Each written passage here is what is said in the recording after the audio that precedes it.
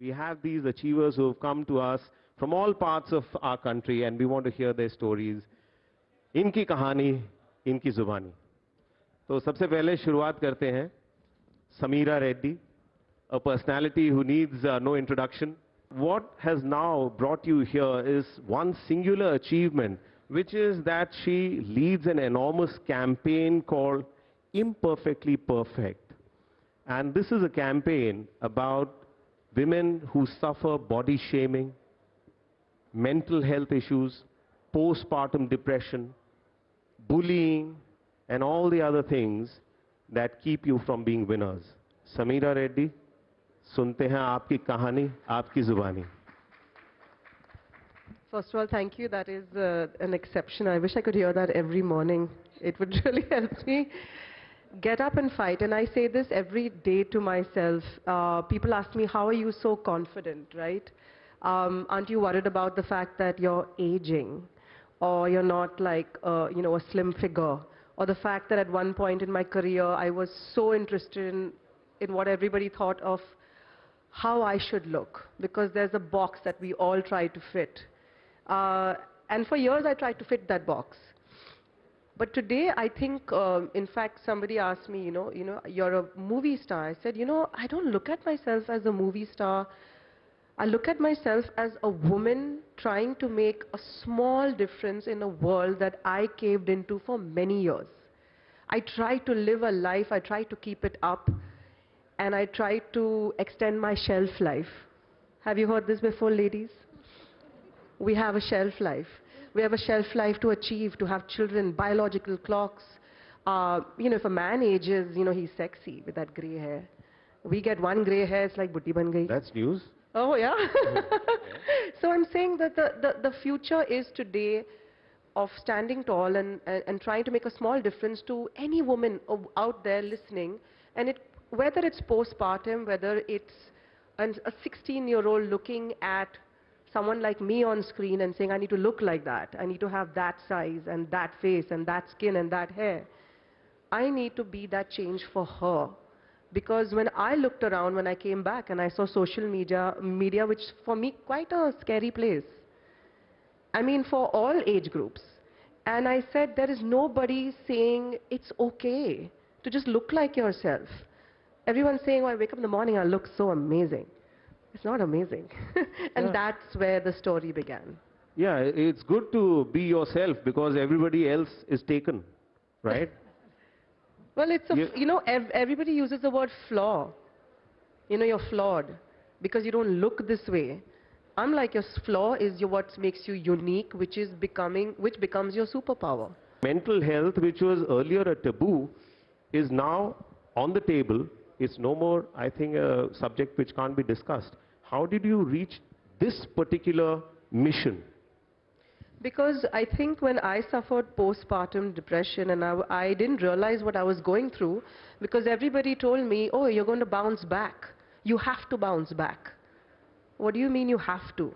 You have to feel good. You've had a baby. You need to keep it together. You need to look a certain way. You need to smile for the in-laws. You need to smile for the camera. You need to bounce back at work. You need to just get out there and just behave like nothing happened. And I didn't see anybody telling me, actually, it's normal.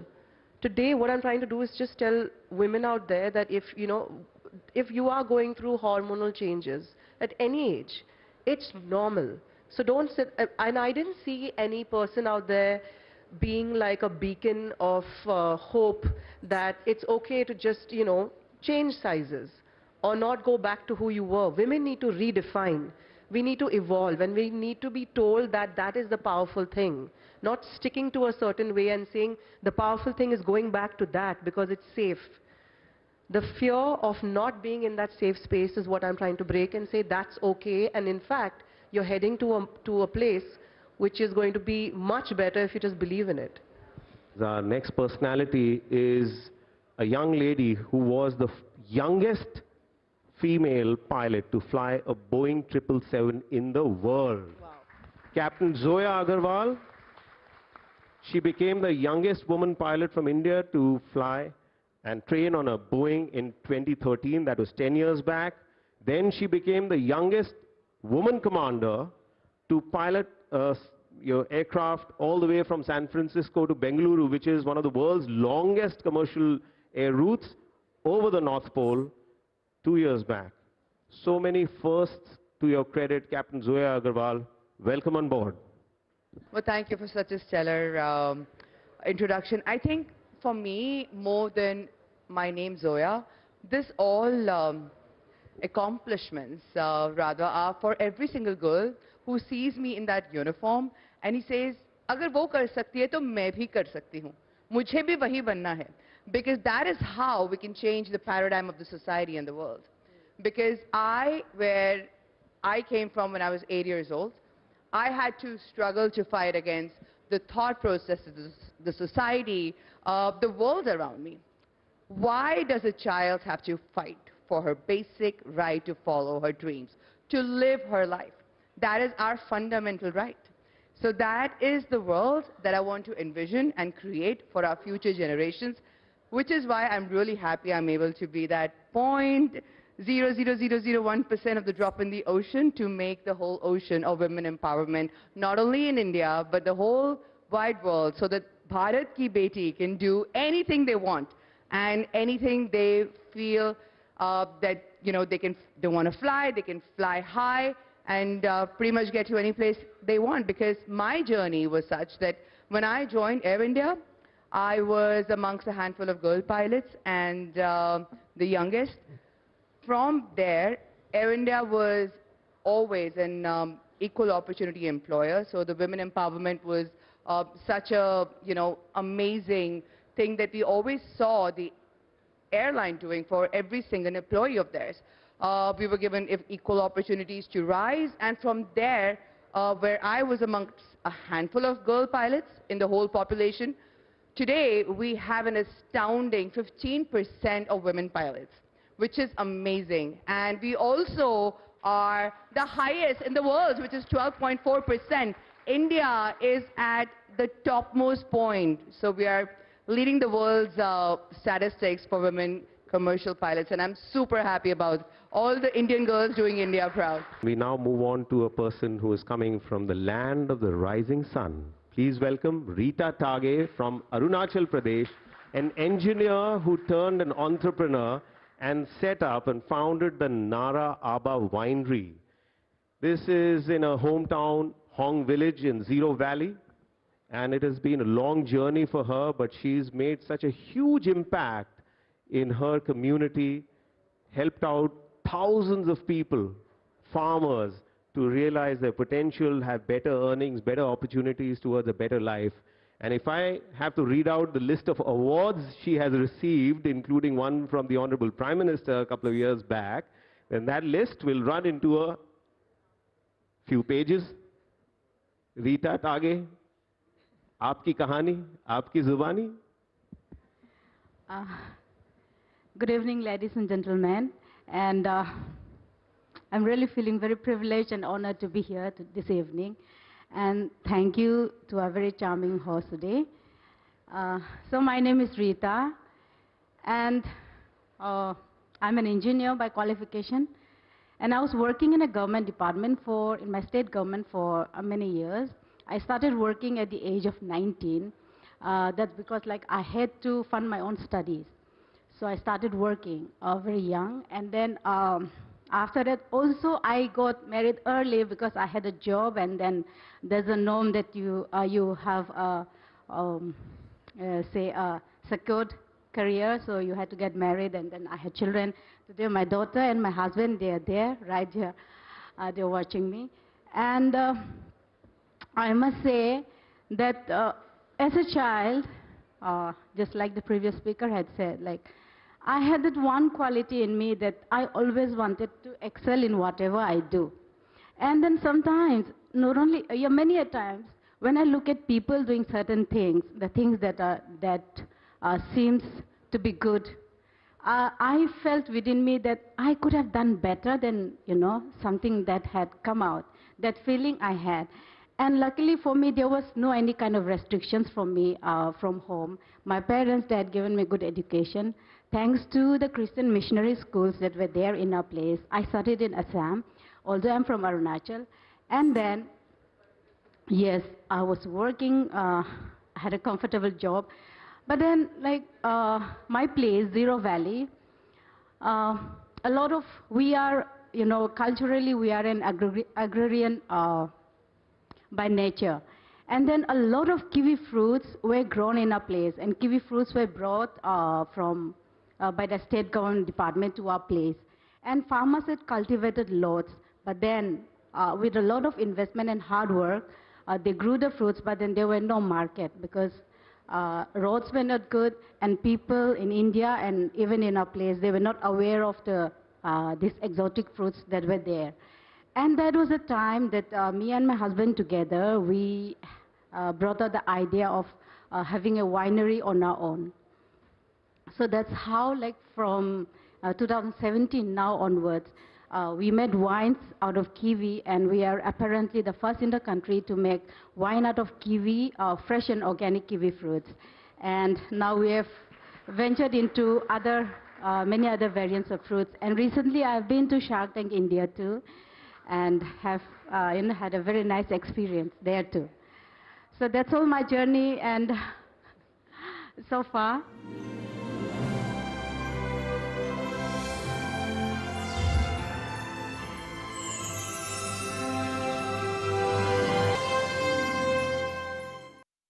अब हमारे बीच एक बहुत ही विशेष अतिथि हैं जो रण of Kutch से आज आए हैं हमारे साथ, पाबी बहन रबारी जी। एक बार जोरदार तालियों के साथ इनका स्वागत कीजिए। ये हमारे देश की पहली एंटरप्रेन्योर हैं जिन्होंने अपना ब्रांड क्रिएट किया, pabiben.com इनकी वेबसाइट है, और पाबी बैग इनका ट्रेडमार्क बैग है, जिसको बॉलीवुड में और हमारे देश में बहुत सारे स्टार्स और सेलिब्रिटीज पाबी बैग का इस्तेमाल करते हैं, अपने साथ रखते हैं। पाबी बहन जी, आपका बहुत बहुत स्वागत। सुनना चाहेंगे आपकी कहानी, आपकी जुबानी। मेरा नाम पाबीबेन रबारी है, मैं कच्छ से हूँ।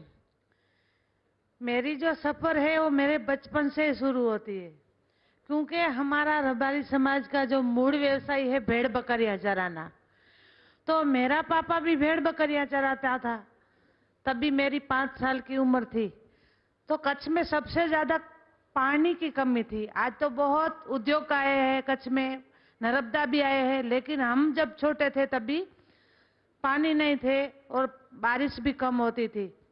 तो मेरा पापा कुएं से पानी निकल रहे भेड़ बकरियों को पिलाने के लिए, उसमें पाँव गिर गया, तो मेरा पापा का देहांत ऐसे हुआ। तभी मैं 5 साल की थी, दूसरी बहन थी वो 3 साल की थी, और तीसरी मेरी माँ के पेट थी।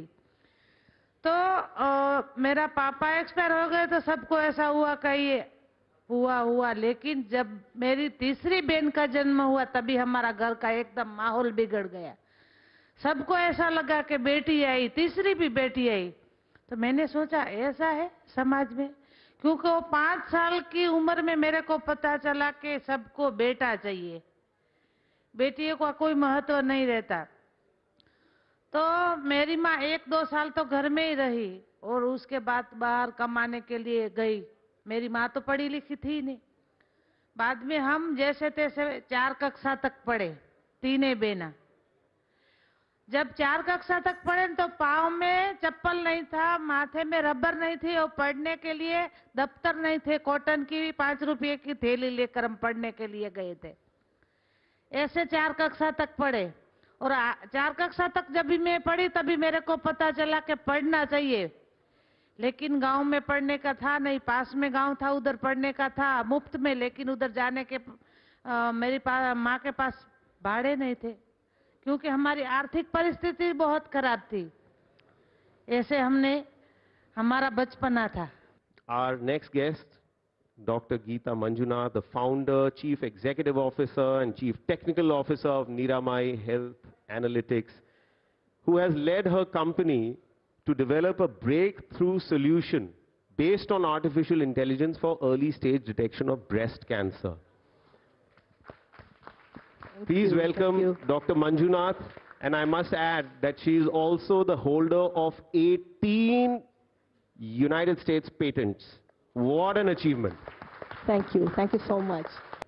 My father has always been supportive about what I want to do, what I want to choose. For example, at 12th standard, I got both the best college in medical and best college in engineering. Everybody said, female, you choose the medicine. But I always loved science and maths from the beginning. So if I see radio or anything, you know, my father used to be sort of wanting to kind of repair on his own and things like that. He's like opening up things. So I used to sit with him and open up things and see how these things work and so on. So I used to love books. It says, how does it work, you know? I actually topped in my bachelor's across all branches in the state. And then had an opportunity to also join Indian Institute of Science for my master's in computer science. And I had a wonderful learning experience there as well. And then I should really again acknowledge my parents. You know, we've been talking about tenacious mother and supporting father, have seen that. Then I went on to, you know, win a gold medal also in my master's in IISc. And then I didn't want to go abroad. I'm like, Mera Bharat Mahan. So I joined of the group which was developing the first supercomputer from India. Again, 17 years after that, in Hewlett-Packard Labs as principal scientist, worked with international researchers and so on. Then I went on to do my PhD in IISc, and then all good. So I went on to head artificial intelligence research for Xerox Corporation as a lab director. Everything was good. I had a wonderful team of researchers and so on, playing a techno-managerial role. Then suddenly, my life changed. One of my very close cousin sister, Bharti, she was 42 years of age. She just got detected with a late-stage breast cancer. She lived for 6 months after that. It was extremely shocking because she was very close friend, more than the sister, more close friend. And I really said, okay, what am I doing? I'm trying to solve some world's problem, world's innovation, and trying to see how people can drive cars faster or buy things better and things like that, you know, using AI. And here is a problem which is killing 684,000 women every year. 2,000 women die of breast cancer every day. And the good news is we can save most of them. The only reason they're dying is because of late detection. So I set myself, okay, let me start a small research in this area and see what I can do. I'm not a, you know, like a medical doctor. So I learned about breast cancer and tried to do this overnight and so on for a few months. And then I said, okay, I'm going to quit my job. I think I won't regret that decision, but definitely I want to acknowledge my family for supporting me in that decision, and started Niramai 6 years ago. And I'm very happy to say that, yes, we have created a very, very novel solution for breast cancer detection, which is affordable, accessible, which can work on women of all age groups, you know, because in India we see a lot of 20 to 40-year-old having cancer compared to the rest of the world. And most importantly, maybe because it was lady or a bunch of females also developing it for females, we made it completely privacy aware. This is the only breast cancer screening test where nobody needs to see you without clothes. Nobody will touch you when you're not wearing clothes. What I mean is all of the tests actually have this. So it's a completely no-see, no-touch, radiation-free, affordable, portable solution. Thank you. And I'd like to introduce you to Monica Saxena, who is the captain of the Indian women's polo team. She started her polo career 15 years back after her second son was born. And Monica is the only mother of two playing competitive polo in our country. I started my riding in 1999 when I mentioned to my father, who was in army, that I was interested in horse riding. And he helped me to join an army establishment where I met my husband, who was also learning riding there. Then we shifted to APRC, which is Army Polo Riding Center. And I'm so thankful to Indian Army and APRC because they gave me this platter to pursue my interest and my dreams in my life. And I'm here all thanks to Indian Army and APRC and my husband. We now move on to Saraswati Anand, who's the Assistant Vice President, Language Cluster, Network 18, Media and Investments. She's spent 16 years in a shining, bright career in brand management, 10 years as a top media professional, and guess what? She was getting bored 2 years back during the lockdown. So she decided to say, you know, do something to keep kind of busy, time pass sort of an activity, and she took on powerlifting to pass time 2 years back and ended up lifting 100 kilos in a deadlift. Saraswati Anand, I dare not flex my muscles before you. I mean, I did not have such lofty ideals of being an inspiration or, you know, living up to somebody. That's my coach. He has bigger biceps than me, but yeah. So I started 2 years ago because I have twin girls. And, you know, they don't play. Kids these days don't play. They sit at home. It was online education. And I started advising them. They're like, what are you doing? You're always in front of the screen. And that was one of the reasons. And the second reason was I ended up with an autoimmune disease, which was something called ITP. So my platelets would drop down to 500,000. I'd have clots. I'd be bleeding through the nose or the ear, just sitting. And the doctor told me we had chemo, we had rounds of treatment. At the end, he called me and said, Saraswati, no contact sports. Maybe you can walk. You just start walking. And I looked at the 75 and 80-year-olds, no disrespect to them, walking, and I said, at 38, is that where I have landed? And from there, I started lifting weights because it was not going to lead to any injury. And I had a wonderful trainer who started training me. And thankfully, I was spotted by an international coach. And I have trained to lift 100 kgs in 2 years. I just missed the world record.